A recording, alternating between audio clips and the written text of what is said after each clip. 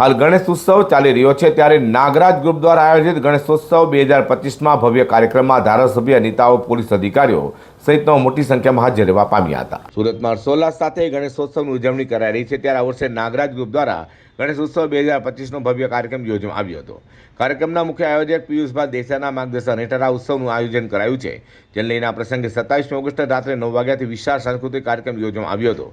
જેમાં લોકપ્રિય યુવા કલાકાર વિશાલ કમલીવાડા, ભૂમિ ટાઈગર, નીલમ પટેલ દ્વારા સંગીતમય લાઈવ ડીજે સાથે શ્રોતાઓને મંત્રમુગ્ધ કર્યા હતા।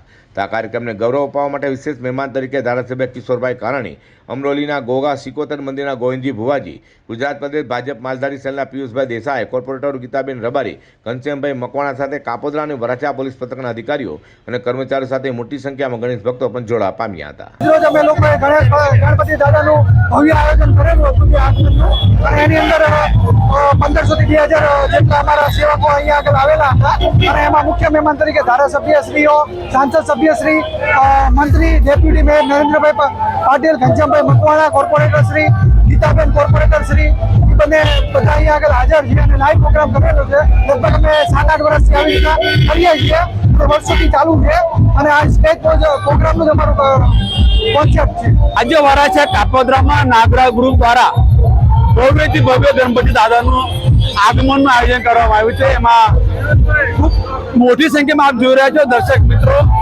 ભક્તો ઉમટી પડે છે અને ભવ્યથી ભવ્ય ગણપતિ દાદાનું આગમનનું આપ સોળા જોઈ રહ્યા છો। મારી સાથે છે વિસ્તારના કોર્પોરેટર ઘનશ્યામભાઈ મકવાણાજી, વાર્ડના પ્રમુખશ્રી, મહામંત્રીશ્રીઓ અને સૌ મોટી સંખ્યામાં ભક્તો જોડાવાની સાથી નગરસેવકબેન ગીતાબેન રબારીજી અને પરિવાર સાથે નાગરાજ ગ્રુપને ખૂબ ખૂબ શુભેચ્છા મોકલું છું ભવ્ય આયોજન કરવા બદલ અને એમના હિન્દુ ધર્મની સંસ્કૃતિની લાગણી જાળવવા માટે નાગરાજ ગ્રુપના તમામ સદસ્યશ્રીઓને ખૂબ અભિનંદન મોકલું છું।